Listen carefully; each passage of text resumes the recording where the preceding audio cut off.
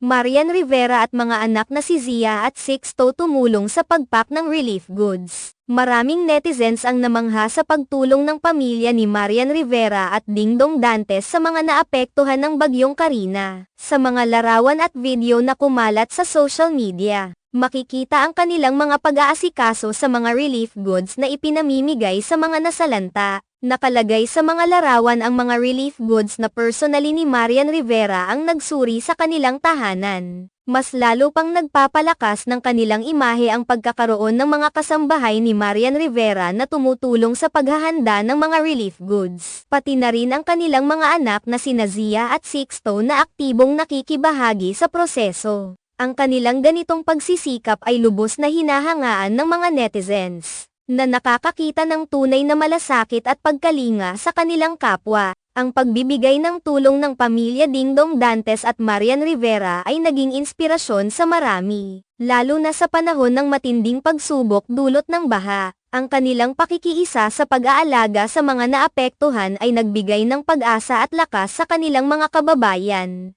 Ang malasakit ng pamilya na ito sa mga nasasalanta ng kalamidad ay nagpalakas sa kanilang imahe sa publiko at ipinakita ang tunay na diwa ng pagtulong. Sa gitna ng pagsubok, ang mga ganitong uri ng aktibidad ay mahalaga hindi lamang sa pagbigay ng pisikal na tulong kundi pati na rin sa pagbibigay ng moral na suporta sa mga naapektuhan. Ang kanilang pagtulong ay isang magandang halimbawa ng kung paano dapat magkaisa ang bawat isa sa panahon ng pangangailangan.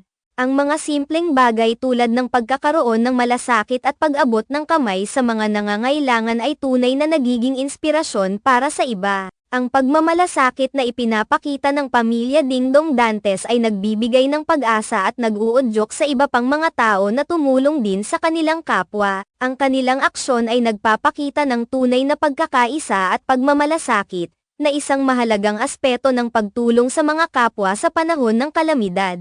Ang patuloy na pagtulong ng pamilya Dantes at Rivera sa mga nasalanta ng bagyo ay isang magandang paalala na kahit sa kabila ng lahat ng pagsubok, may mga tao pa ring handang magbigay ng tulong at suporta.